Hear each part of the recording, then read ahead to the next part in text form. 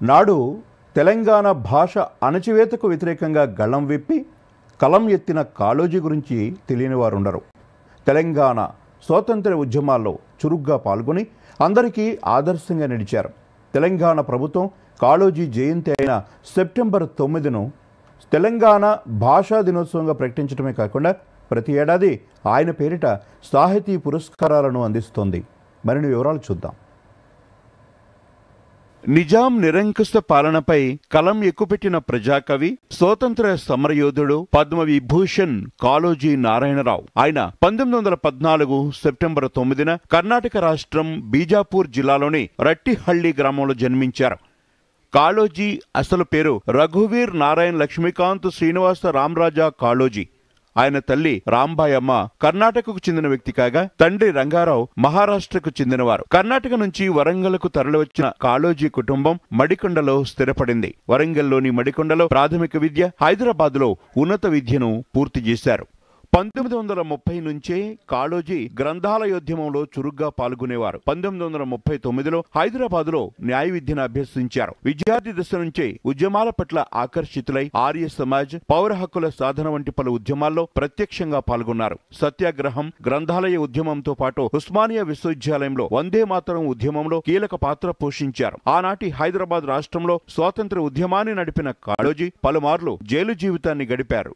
కాళోజీ ఎవరికీ జంకకుండా తన రచనలు చేస్తూ ఏదైనా నిర్మోహమటంగా చెప్పేవారు. ముఖ్యంగా కాళోజీ రాసిన నా గొడవ సామాజిక సమస్యలపై అధికారులకు, పాలకులకు సవాల్గా నిలిచింది. తెలంగాణ ఉద్యమం కవితలు, కాళోజీ కథలు, నా భారతదేశ యాత్ర, జీవన గీత వంటి రచనలతో పాటు అనేక కవితలు, అనువాదాలు చేశారు. ఆయన ప్రజాకవిగా, స్వాతంత్ర సమరయోధుడిగా, తెలంగాణ ఉద్యమకారుడిగా పేరొందారు. అనా కథలు, తుది విజయం మనది, ఇది నా గొడవ, బాపు వంటి రచనలు చేశారు. అలాగే ఆయన కన్నడ, హిందీ, ఉర్దూ, మరాఠీ, ఇంగ్లీషు భాషల్లో అనేక రచనలు చేసి ప్రజలను చైతన్యపరిచారు.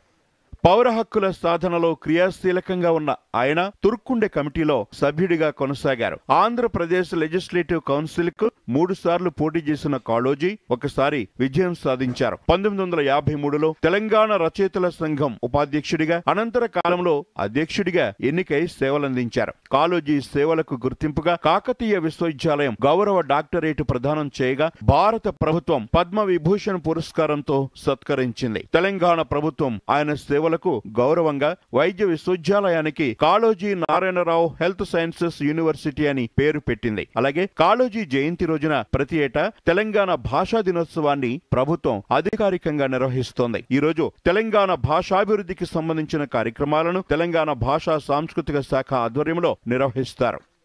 తెలంగాణ కోసం, ఇక్కడి ప్రజల హక్కుల కోసం పోరాడిన మహా వ్యక్తి కాళోజీ నారాయణరావు. ప్రజాపక్షాన నిలిచి ధిక్కారమే జీవితంగా స్ఫూర్తివంతమైన జీవితాన్ని గడిపిన మానవతావాది కాళోజీ నారాయణరావు. తన భావాలను తెలంగాణ యాసలో సులభంగా అర్థమయ్యే భాషలో చెప్పేవారు కాళోజీ నారాయణరావు.